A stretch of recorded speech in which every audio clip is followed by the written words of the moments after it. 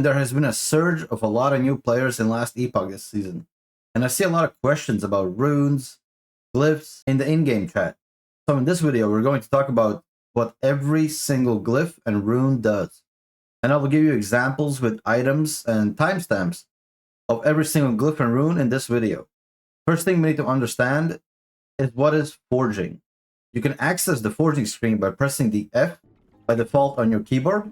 There are 7 types of item rarities at this point of recording this video.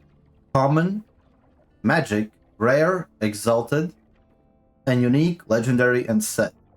What determines how much you can craft on these items is the forging potential. Set, unique, legendary items have no forging potential, so they cannot interact with the forge. So we're going to focus on the first 4. And for the sake of this video, we'll focus on the exalted, which are the purple items, because those are the most important items in terms of crafting. When it comes to white, blue, rare items, these are items you will craft in early game, and rares can also be used in mid game, but for the biggest part of the game, you will interact and use exalted items for crafting. So let's get into it now, starting off with Glyph of Hope. This is the most common glyph, but it's very useful. It simply gives you a 25% chance to not lose any forging potential when crafting something. So let's say you find this mace, and it has 12 forging potential. You want to upgrade your melee critical strike chance. It will cost from 1 to 10 forging potential, as it says here. But if you use Glyph of Hope, you have 1 in 4 chance for it to cost 0. This is very useful because the forging potential determines how much you can interact with this item. If it goes down to 0, you cannot craft any longer. So let's do an example here. I want to increase the melee critical strike chance. We're gonna click upgrade. The Glyph of Hope didn't work, so we lost 3 forging potential. It didn't proc again, so we lost 1. So now we're down to 8. And now we're down to 0. That means that Glyph of Hope didn't proc a single time. So that's very unfortunate for us. But for the sake of the video, let's get an item and try to proc it. So it costs 1 to 12. Finally, so that took a lot of attempts. But you can see here, Glyph of Hope procced, so we didn't lose any forging potential. So that's basically what this is. Very simple and basic, but super useful. The second glyph, Glyph of Chaos. The name says it all. It's completely chaotic. It changes an affix to something completely random. This can be useful if the item you have has something really awful that you don't need, and you can just fish for something that could benefit you. So for example, let's say you don't need fire damage at all. You're playing a build that does no fire damage. So you can just take your chance to Glyph of Chaos it into something random. Lightning damage. For the purpose of the video, let's say you're playing a lightning damage build, and now you won. You got lightning damage. Congrats. That's pretty much what this Glyph of Chaos is. Just gives you a random affix.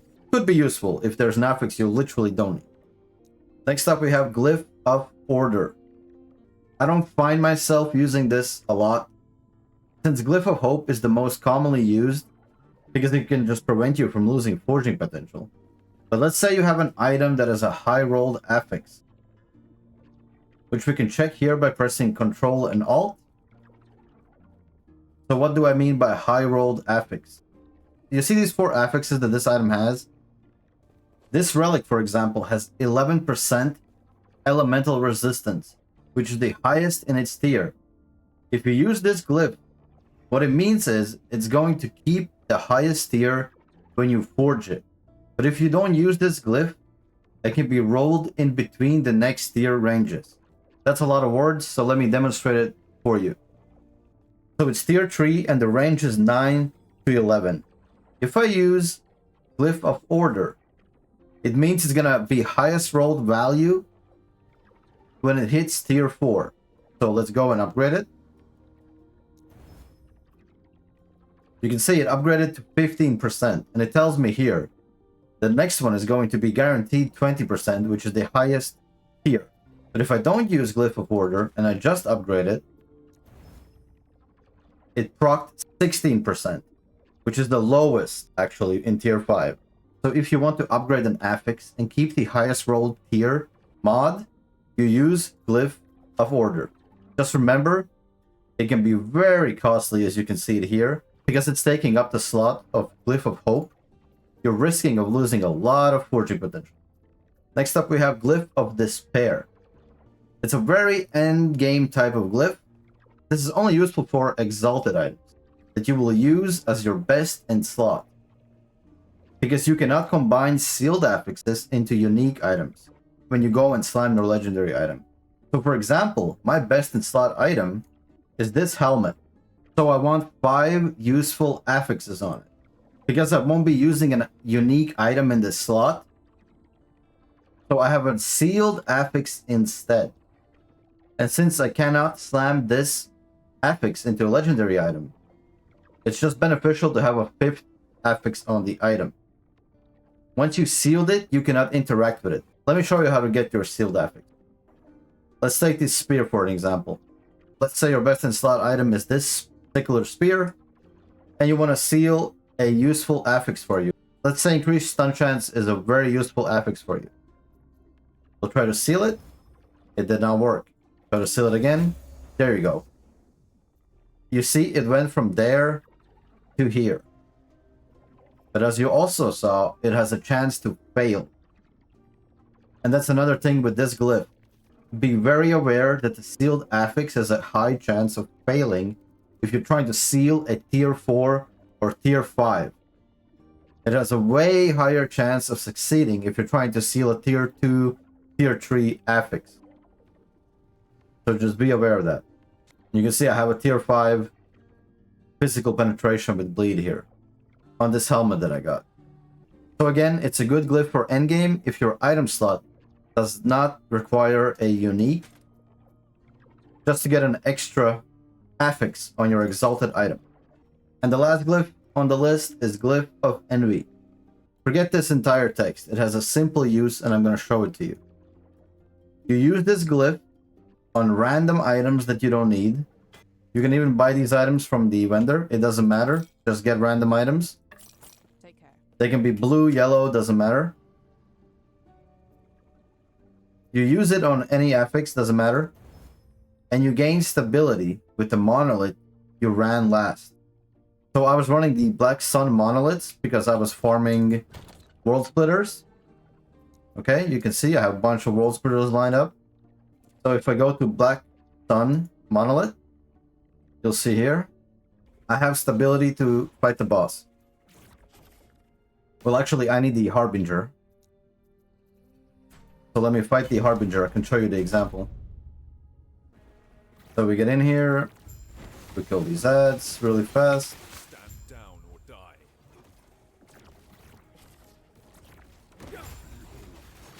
We kill the boss. The Harbinger spawns, we take care of him quickly. So you could be just target farming a boss drop, but I'm showing you an example of what I was doing because I need the World Splitter, and it doesn't drop from the boss, it actually drops from the Harbinger here, right? But you can target farm an item that a boss drops. For example, the anchor that I have in my inventory, that's a boss drop, you can do that as well. And we kill the Harbinger, right? We got the axe, we pick it up. So now I know that we don't have enough stability. But what I can do is I can just pick up these items,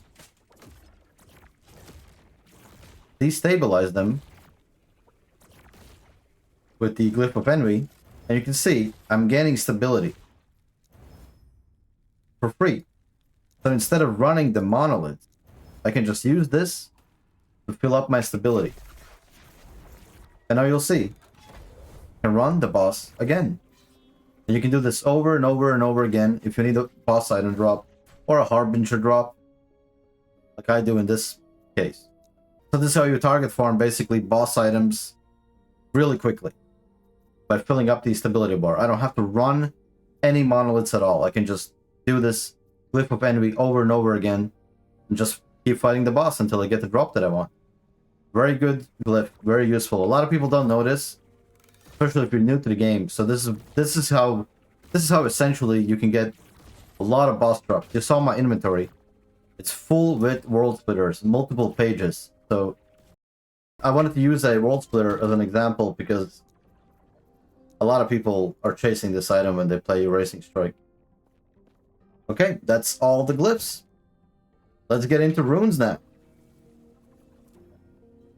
First up, we have Rune of Shattering, the most commonly used rune in early mid-game. It simply shatters an item, giving you some affix shards that you can use for future crafting, plain and simple. So let's take this wand. See these affixes? Boom, a shatter. We get some affix shards back, so we can use them to craft on an item later. You can get these from a vendor from a cheap price. It's very useful to stack up on these in early game. I don't really use it in late game anymore. You get so many crafting shards as you play the game. It's only an early and mid game problem, really. And especially when you get to the end game, the most powerful affixes are going to be tier 6 and tier 7, and you can only craft up to tier 5 for your items. You don't really need these shards anymore. But early game, it's very important to shatter and gain those materials. Second rune, Rune of Refinement. Rerolls values of all affixes. What that simply means is if your item has low roll the values of the affixes you care about, it's gonna give you a chance to reroll them again. For example, this two-handed axe. Let's say I'm looking for better increased damage over time. It rolled 22%, but it can be 38. So we're gonna use this rune. And now it's rerolled to 34. It just simply rerolls the values of all affixes. Rune of Removal is another alternative to Rune of Shatter, as it will give you crafting shards, but it removes one affix instead of destroying the item. So, of course, it has a second use. For example, if you have an item that has only one good affix and 3 bad ones, you can roll the dice and hope it removes the one you don't want. You can craft something useful instead. For the sake of video, let's just craft Chance to Bleed on hit.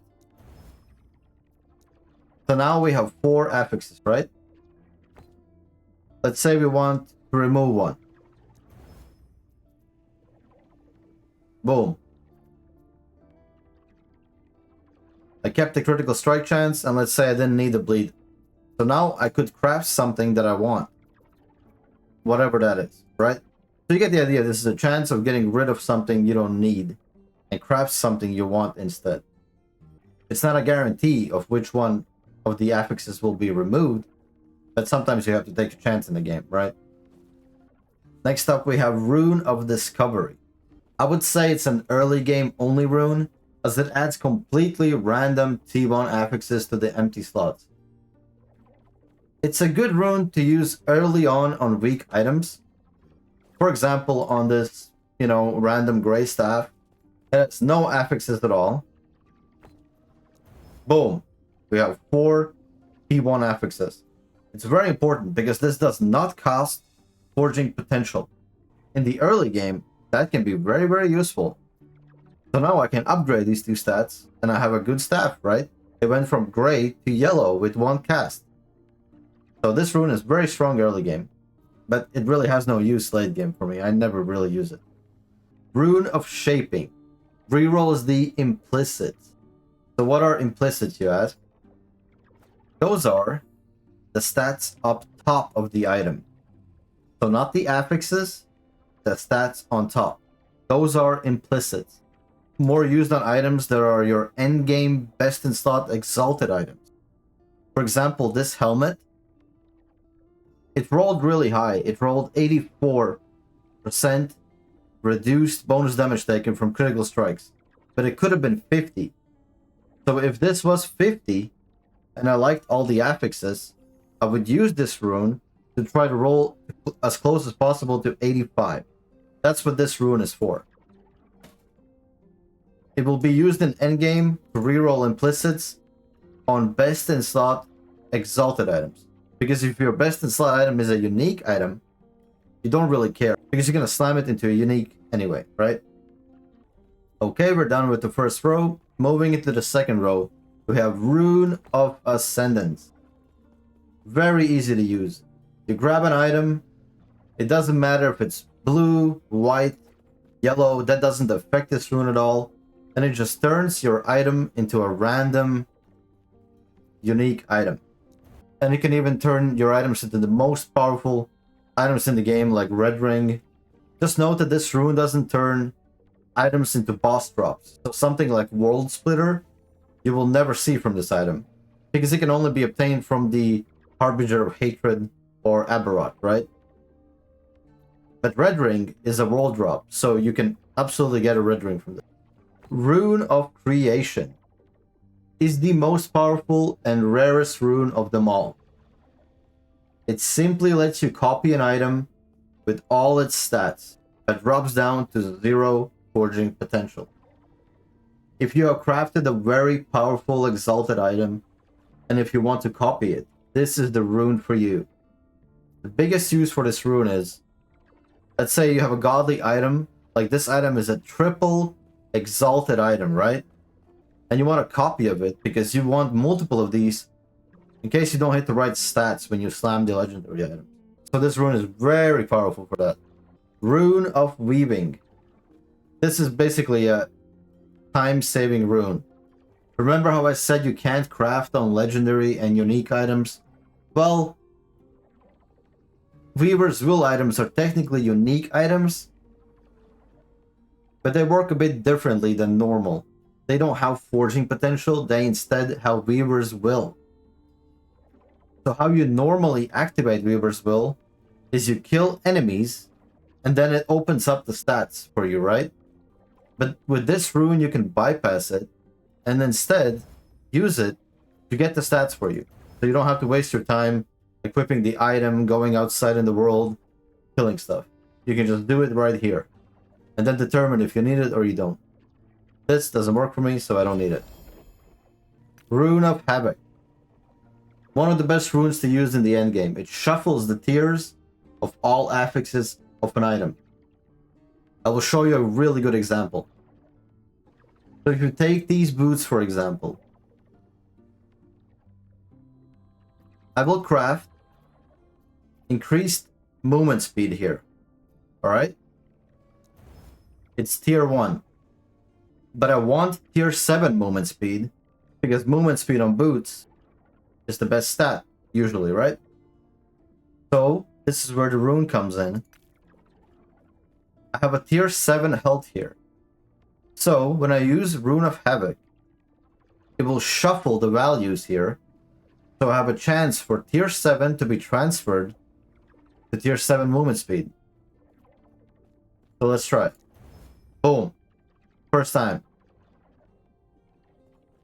See how easy that was? I got lucky here. So now, I'm done with this rune. It got me what I needed. This rune basically makes every tier 7 item viable in endgame, because you can just swap it around, you know? And get what you want. Very powerful rune. Very good addition to the game. And the last one on the list, Rune of Redemption. It's the ultimate casino rune, which changes the exalted affixes into completely random ones.